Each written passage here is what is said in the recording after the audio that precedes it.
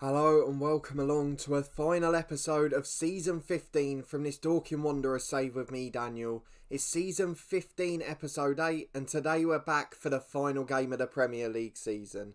And as you can see, the news so far looks to be very good, but I'm not getting too excited yet because we've been here already last year and I'm not quite sure why the message shows as it is. And I'll take you through the reasoning for that in a moment. But the good news is, the game against Brighton today is not crucial for a top 6 finish.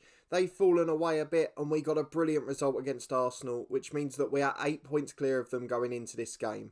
However, that result in the penultimate fixture means we are now just 1 point behind Arsenal. And if we better their result today, because of our superior goal difference, we will go into 5th place, which will guarantee us European football regardless of anything else. And to be fair, before we face Steve Cooper's side, we should have already achieved that, because if we go and have a look at the things that could have stopped us, you'll understand that there shouldn't be more than one side that can spoil the party. But the way I don't understand this is it says we've qualified for the Europa League. But my understanding is if that other thing happens, we'd then be in the Europa League too. So there's a little bit of confusion there. But we'll take a look at all the permutations and then play for our final game of the season and hopefully celebrate, for certain this time, European football with Dorking Wanderers. So if you are looking forward to this episode, please do put a thumbs up on it. A massive thank you for your support for another season. If you want to make sure you stay up to date on the channel, including a new FM series coming in the next couple of weeks, subscribe down below for daily content and much, much more. Weekly live streams continue tomorrow at 10 AM, so please do pop along if you're able to, as we go and have a look at the potential spanner in the works. And that is the FA Cup final. Because the FA Cup final this year is between Premier League winners Chelsea and 8th place Tottenham. Now hopefully when we get to this point you can see why I'm a little confused, because the winners of the FA Cup qualify for the Europa League. So then surely Tottenham will get the Europa League place and we go into the Europa League too. And actually it says the 3rd and 4th place teams, Liverpool and City, have qualified for the Europa League. But I don't get why, because they're still in the top 4 miles clear of Arsenal. They should have Champions League places. I've already looked at the Europa League. Maybe it's the Champions League. Are Arsenal maybe in the Champions League final? They're not. It's Liverpool v Chelsea. Liverpool are 3rd, Chelsea are top. If we look at the Europa League final, it featured, I believe, Manchester City, who are 4th, and no other English side. No, Juventus. And if we look at the Europa League 2, it's Dundalk v Bayer. I mean, by the way, that's an incredible achievement for the Irish side, and there's a Northern Irish side, Dungannon, formerly of the head coach on this channel, who McAlinden has got an 8.02 rating for, so they're looking a good side. But Dundalk, an Irish league side, have managed to get to the final. They've got an Argentinian worth 13 million on loan from Spurs. That is not currently, with all due respect, where the Irish league is, so that's an incredible achievement. It looks like Northern Irish sides are doing well there too, so that's really nice to see. We've had a few podcasts recently with Northern Irish pros and they've all been really great. So I'm really delighted to see them doing well. But let's go and get into the final game of the season. We will have a look at our schedule quickly just to see how things have been going on. In the 3 games since you were with me, we won away to Burnley, the side that will feature in tomorrow's live stream. We were down at half-time 1-0 thanks to a Warbo goal, but Mertens, Coppens and a late Prescott one off the bench getting us back to a 3-point victory. Before a 1-1 draw at home to Bournemouth, slightly disappointing as Ilya Balic's early goal was cancelled out. And then a 2-0 win, a brilliant performance at home to Arsenal. Carl Boyce and Keith Balters with the goals as we look to have wrapped up European football. And in we go to the Brighton game today. I've got a couple of the youngsters on the bench. I want to get them some football. Unfortunately, one of those is missing out and he would have started today due to injuries. But unfortunately, Sam Williams is not available. So he's going to be out for the rest of the season, has missed the last 2 or 3, but he'll be flying next season and will feature in Europe. So it's Brighton v Dorking, 7th v 6th, and the only other fixture we're looking at is Arsenal-Birmingham at the top there. If we can finish 5th, that is some achievement. So Brighton v Dorking, it's a crucial game. We always like to go into the new season in form. We've got plenty coming this summer. Training facilities improving again. Stadium expansion and youth facilities as well. Data analysis facilities. I mean, the whole lot's going. And we've gone as strong as we can. The only exception, Jack Walker drops out of the bench so young Roger Solly can come on. 2-star ability, 5-star potential. He will feature today. And Gleedle's there as well. 2-star ability, 4-star potential. and at 19 will need the football next season. So this is the 11 we've gone for. It's basically our strongest now. It's Gabriel Afonso in goal, Mazzino and Pollock the fullbacks with Semedo and Mertens centre half, Balters and Boyce in central midfield, both improving incredibly this season, and then Lima, McLaughlin and Balic the attacking midfield three with Jeff Coppens up front. We'd like a Ryan Lima goal today. I mean, the last time he got a goal or assist, I don't know. 15th of March against Villa he got an assist. 1st of March he got another assist. When was his last goal? His last goal was the 20th of February when he came off against Derby in his first game back from injury. I mean, that is pretty incredible for Ryan Lima's standards. So should we go and talk to him? We'll go and warn him. We will go and criticise his recent form and say we've got faith in him to get back to scoring ways. Because he has been prolific by winger standards. 10 in the first year in our Premier League, 16, then 12, and now only 5 this year. Though he has contributed a couple more assists. And to be fair, last season he was taking penalties, and this season Jeff Coppens is doing that. And as a result, he's got 11 goals rather than last year, where he got 11. There's something not adding up here. Maybe we're becoming more efficient. Ilya Balic, on the other hand, he's had a brilliant year. 9 goals for him, the same as last season, but in significantly less appearances. And considering he only got 2 in his first half season, that's impressive. Aaron White, he's had 5 as well this year, largely off the bench, an improvement on his previous 2 years. So there are positives, let's be fair. Zach Council has provided more competition this year. He's got 4 goals as well. So there are changes, and we do have to bear that in mind. But that's the 11 we're going for. It's the final game of the season, and hopefully we can get a couple of those youngsters on as well. Let's see if we can finish in style. 4-2-3-1, and a familiar face for Brighton. Johnny Davila, the left winger, has not started many games there, but he has done alright to be fair. And considering he's possibly guided Brighton to Europe, if Tottenham lose the FA Cup final, Brighton will be in the Europa League too, so he's done something for them. We're going to ask the lads to pick up where they left off. We want to make them challenged at the back because they've got a centre-half who's very good apparently. We've got to be relying on Ilya Balic because he's in good form. And Peter McLaughlin, yeah, of course he's playing well. David Cross is missing, but I'm sure they'll be alright.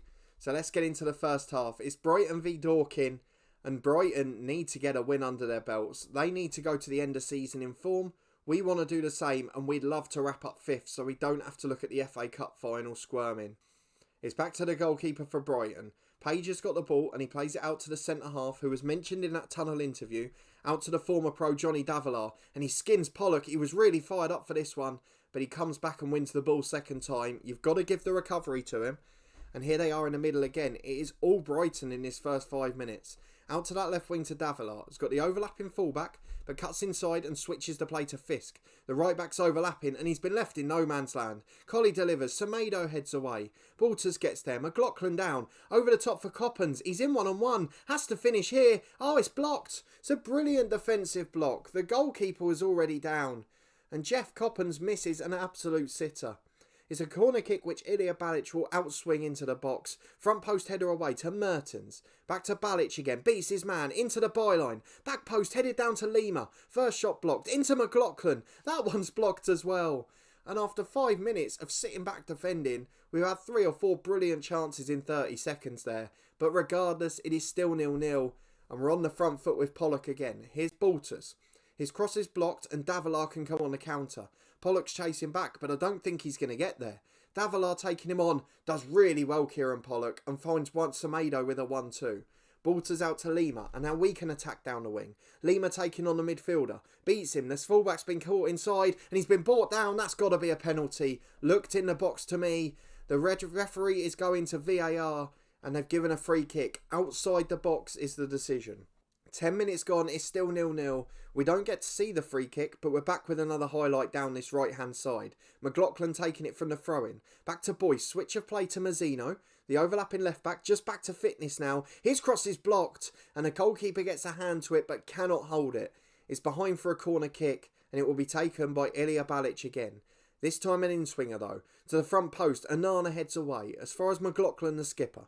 1-2 with Semedo. Back to him again, the centre-half forced backwards, but we're straight back with Mazzino. He finds Boyce, over the top towards Coppens, beaten to it by the corner flag, and Anana plays out to Fisk. Mazzino's retreating defensively, but he gets the header to it, and Balic can't get on the second ball, so it's Fisk again. 2 inside of him. He's played it into midfield, and now it's into NSYNC. There's a ball out wide to Colley. Chance to cross, he's at the byline. Mazzino can't get there. Johnny Davilar's header's in. And Gabriel Afonso probably should have saved that. But what are the chances? Davilar's first chance of the match. And with 15 gone, our former player has come back to haunt us. It's Brighton 1, Dorking 0. And Arsenal, despite playing against 10 men, still 0-0. But we're not taking advantage at the moment. We're going to ask the boys to show some passion. We're going to go positive because we're getting outplayed. And hopefully we can get on the front foot. As Pollock wins a challenge against Davila. Falls for Lima. Back to Pollock. Into Boyce and now Lima again. We're very deep. Can we push out an attack? Here's McLaughlin. Chance to come forward. Through ball to Coppens. He's beaten the defender. It's a great run. It's a poor finish though. And the keeper palms it away easily. Not been the best season for Jeff Coppens. 10 to the break. Free kick for Hansen. Delivers in. Headed away as far as Boyce. Now McLaughlin. He's got so much space to run into here. It's a 3-on-3 and we've got to find the right ball. McLaughlin's challenged, but it falls for Balic. He beats his fullback. There's 4 in the middle. There's 5 in the middle. And he shoots. How greedy can you get? It's straight at the goalkeeper. It's really poor. Really, really poor. And we're still behind as the half-time whistle goes. How on earth have we not got back on terms in this match? So we're going to tell the lads we're disappointed.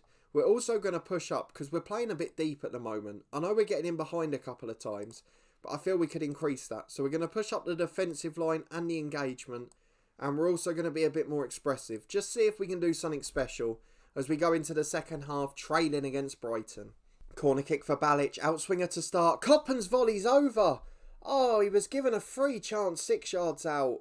He can't miss those. He's having a really poor second half of the season. As Pollock finds McLaughlin again. Don't forget, Coppens won Player of the Month. First 2 months of this season. Had 7 goals in 7 starts. And what's happened since, I just don't know. He's completely collapsed. Jeff Coppens will be replaced then. Martin Prescott has scored a goal recently.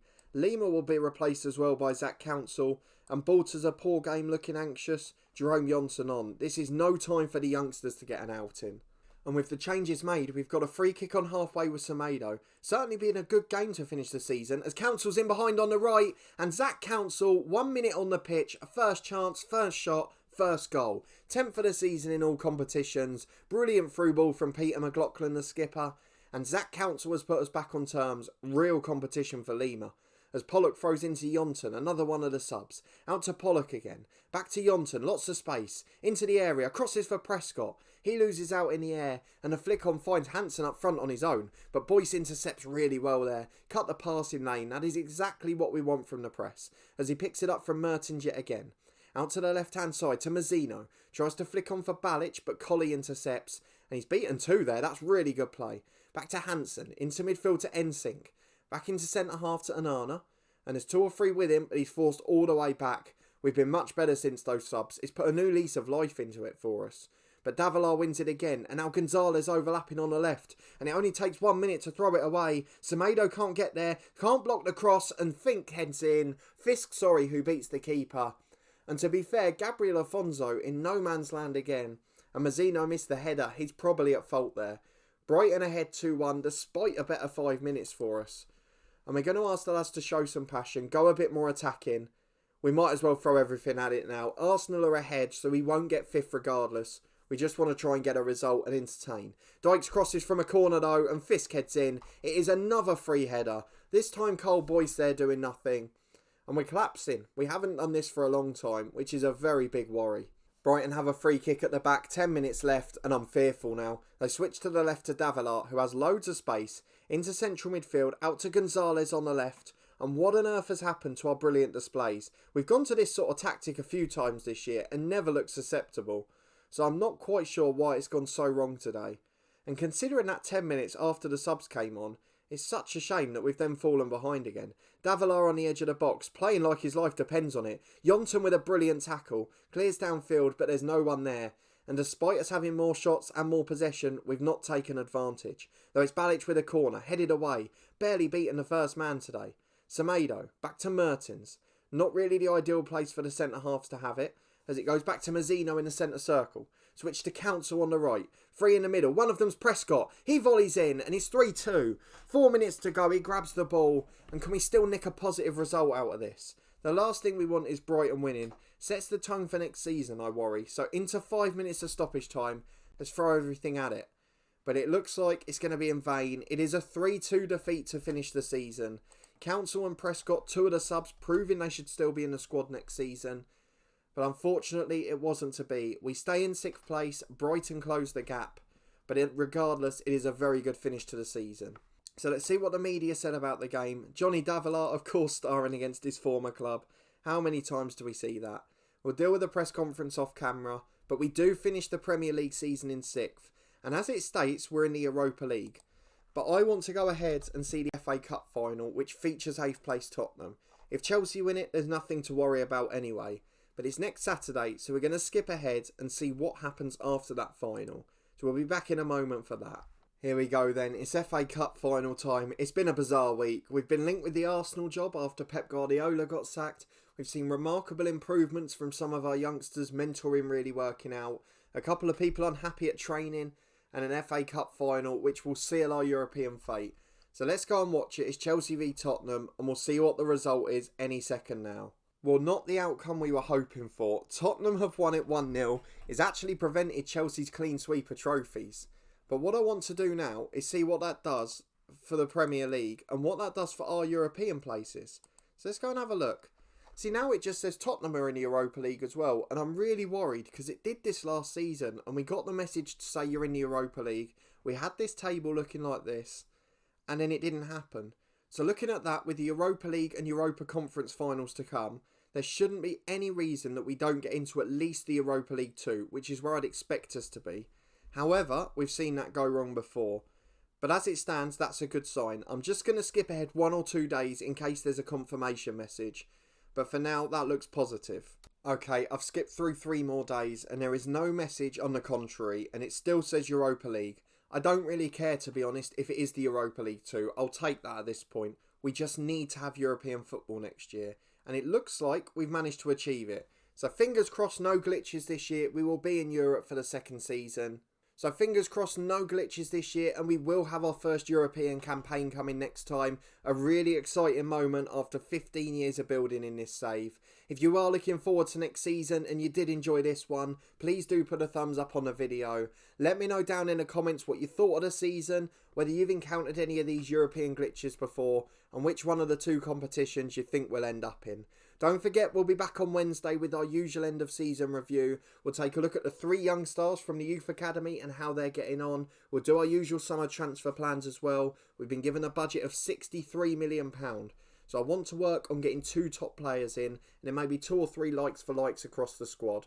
But there's certainly a lot of promise so far, and next season, although it'll be a tougher one domestically, it's a chance for us to really go and shine in Europe. So fingers crossed we can do that.